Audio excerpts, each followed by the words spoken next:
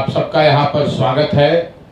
जैसा कि माननीय भारती जी ने बताया कि बिहार में जो पिछले कुछ वर्षों से राजनीति चल रही है, इसमें विपक्ष में कोई नहीं है। दो दल सत्ता में होता है और तीसरा दल जो है वो वेटिंग में रहता है कि हमारा नंबर कब आएगा, नीतीश जी का कब मिजाज पलटेगा और पलटकर हमको सत्ता में भागीदार बना लेंगे। इसी के नजरिए से मुझे लगता है और जनसुराज के लोगों को लगता है कि हम लोगों को अपना दल बनाने, समाज में जनसुराज की परिकल्पना और विचार को पहुंचाने के साथ साथ जो विपक्ष की भूमिका है, जनता से जुड़े हुए मुद्दे हैं, उसको भी बहुत मजबूती से उठाने की अब जरूरत है।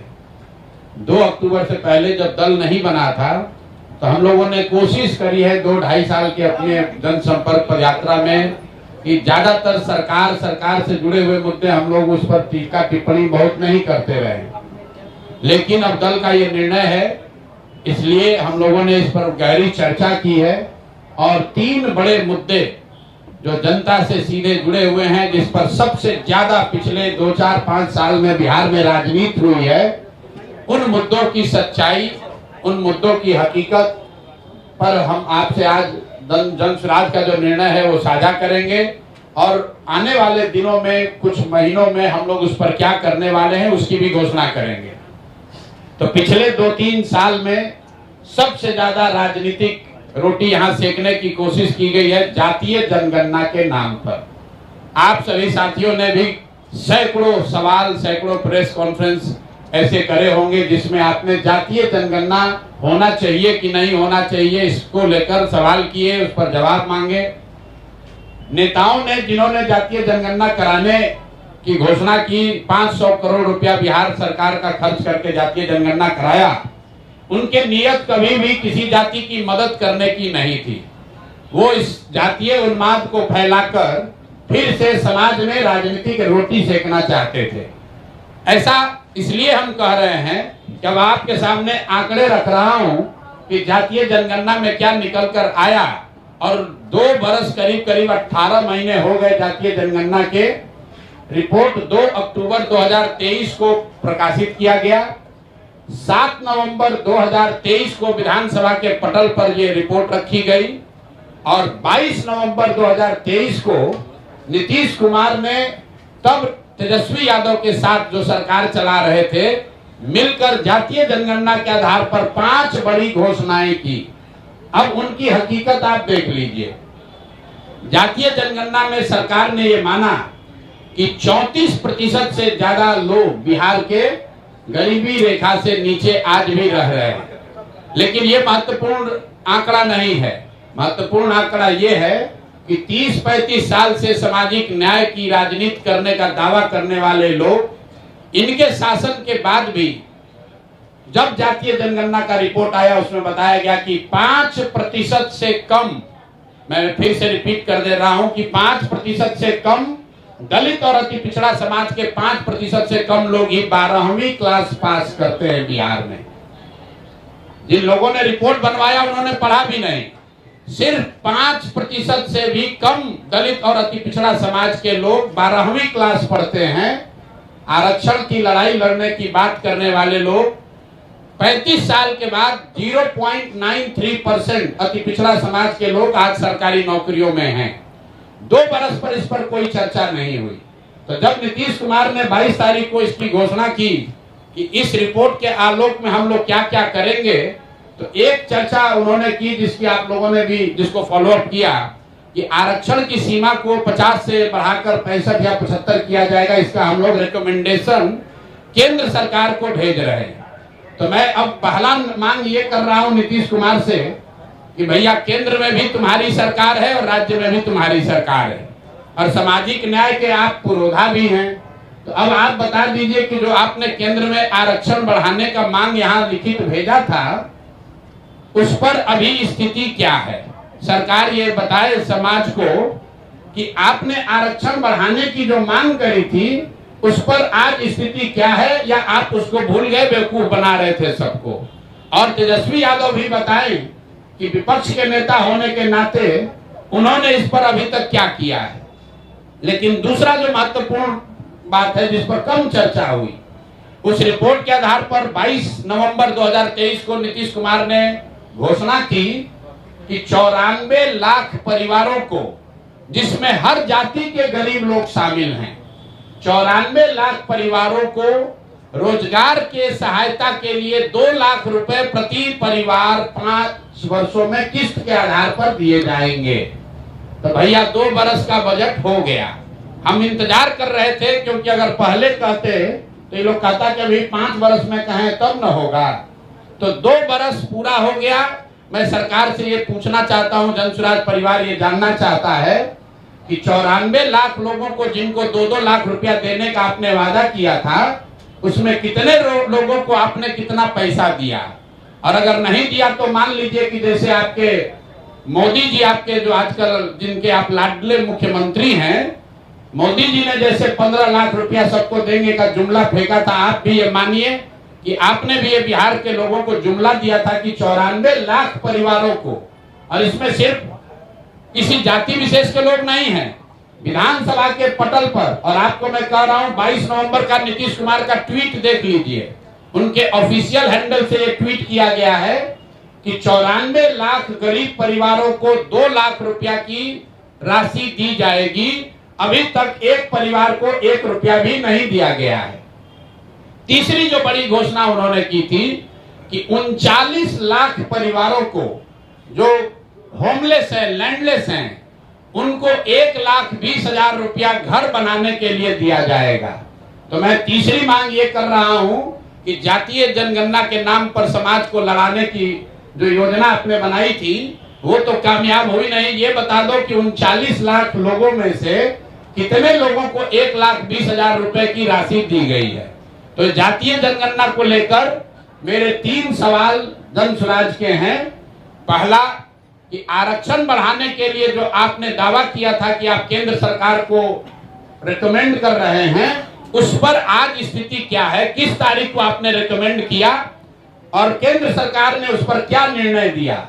क्योंकि केंद्र में भी भाजपा और नीतीश की ही सरकार है, और अगर नहीं दिया तो प्रधानमंत्री अभी आ रहे 24 तारीख को, तो मधुबनी में प्रधानमंत्री को यह घोषणा करना चाहिए, जवाब देना चाहिए, क्योंकि जदयू के लोग भी भीड़ जुटाने में लगे हैं। सरकारी खर्चे पर डीएम सीडीपीओ से लेकर सारा प्रशासन लगा हुआ है, सरकारी खर्चे पर भीड़ जुटाई जा रही है। तो उसमें मोदी जी को और नीतीश जी को बताना चाहिए कि जातीय जनगणना के आधार पर आरक्षण बनाने के प्रस्ताव की स्थिति आज क्या है। दूसरा, 94 लाख परिवारों को जो 2 लाख रुपया आपने देने की बात कही थी, उसकी स्थिति क्या है? हम लोग की जानकारी के हिसाब से, आप लोग भी पत्रकार हैं, अभी तक के बजट में, 2 बजट में इस योजना के तहत 1 रुपया का भी प्रावधान नहीं किया गया है। और तीसरी बात कि आपने 39 लाख जो होमलेस, लैंडलेस, खासकर दलित समाज के लोग थे, उनके लिए अभी तक 1,20,000 रुपया जो जारी करने के लिए कहा था, उसमें कितना पैसा जारी किया? एक ये विषय है जातीय जनगणना का। दूसरा जो सबसे बड़ा ठगी का काम नीतीश कुमार ने किया है पिछले 10 वर्ष में, दलित महादलित के नाम पर बहुत दिन से राजनीति चल रही है। आपको याद होगा नीतीश कुमार ने 2006 में महादलित विकास योजना, महादलित विकास मिशन बनाया था। उस मिशन में एक बड़ा वादा ये किया गया था कि दलित समाज के जितने लैंडलेस, होमलेस लोग हैं, उनको 3 डिसमिल जमीन, 1306.8 स्क्वायर फीट जमीन घर बनाने के लिए दिया जाएगा। ये वादा नीतीश कुमार ने महादलित मिशन के नाम पर 2008-06 में किया था। योजना शुरू की गई 2008 में, और पिछला जो आंकड़ा अभी उपलब्ध है, सरकार के द्वारा उपलब्ध कराया गया है, उसके अनुसार 2,34,000 दलित परिवारों को, उसमें कुछ ईबीसी परिवार भी शामिल हैं, 2,34,000 परिवारों को ही आज तक ये 3 डिसमिल जमीन दी गई है। और उसमें भी आश्चर्य की बात सुनिए, अभी एक देशपाल कमेटी है जो प्लानिंग कमीशन में इस योजना के इवैल्यूएशन के लिए उनका इस्तेमाल किया, उनको भेजा पटना बिहार में, और देशपाल कमेटी की रिपोर्ट में बताया गया है कि 2,34,000 परिवारों को, जिनको सरकार कह रही है कि हमने लैंड 3 डिसमिल जमीन दे दिया, उसमें 1,20,000 परिवार ऐसे हैं जिनको जमीन तो दी गई लेकिन आज तक उसको पोजेशन नहीं मिला। उसको कहीं बाढ़ का, कछाड़ का ऐसा जमीन दिया है जिसका पोजेशन ही नहीं मिला। तो सरकार से दूसरी मांग हम लोग कर रहे हैं कि पहला तुमने जाति के नाम पर, जाति जनगणना के नाम पर सब में झगड़ा लगाने का कोशिश किया। दूसरा, ये दलित महादलित के नाम पर इतना दिन से रोटी सेक रहे हो, तो महादलितों को जो 3 डिसमिल जमीन देने की बात कही गई थी, कुल यहाँ पर 50 लाख से ज्यादा ऐसे दलित महादलित परिवार हैं जिनको ये इसका योजना का लाभ मिलना चाहिए था।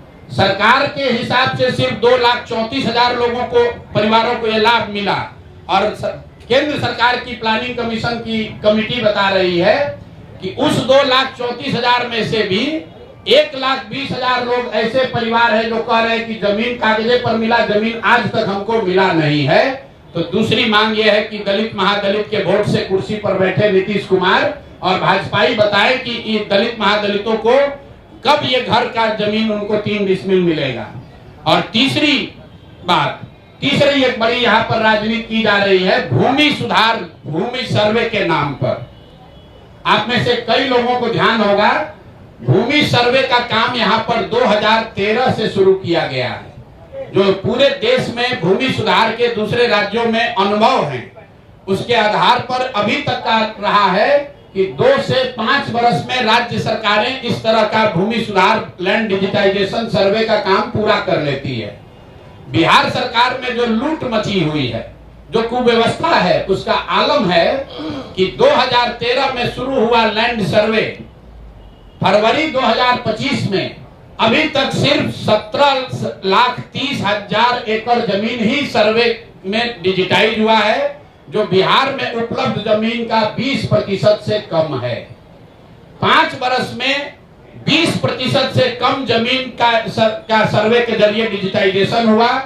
80% जमीन का सर्वे और डिजिटाइजेशन अभी भी पूरा नहीं हुआ है। और ये पूरा इसलिए नहीं हुआ है कि सरकार ने इस सर्वे कराने के लिए न कोई व्यवस्था बनाई, न इनके पास वो टेक्नोलॉजी है, न संसाधन है। आंध्र प्रदेश में, तेलंगाना में बिहार के बाद सर्वे शुरू किया गया और 3 वर्ष में उन्होंने टेक्नोलॉजी और ड्रोन के जरिए 1-1 इंच 80% जमीन का अपना सर्वे करके कंप्लीट कर लिया।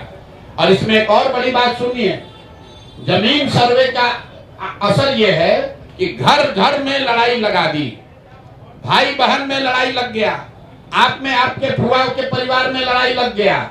जमीन के मालिकाना हक के लिए लोग लड़ रहे हैं और ये हम नहीं कर रहे। पिछले साल जो बिहार सरकार का क्राइम का आंकड़ा है, उसमें बताया जा रहा है कि जितनी हत्याएं यहाँ सरकार ने रिकॉर्ड की, उसमें 60% से ज्यादा हत्या के मूल में जमीन से जुड़ा हुआ विवाद है। ये बिहार सरकार का आंकड़ा है। फिर से मैं रिपीट कर रहा हूं, ये जमीन का सर्वे शुरू हुआ है 2023 से। अभी तक सरकार के आंकड़ों और दावों के बावजूद सिर्फ 20% लैंड का सर्वे कंप्लीट हुआ।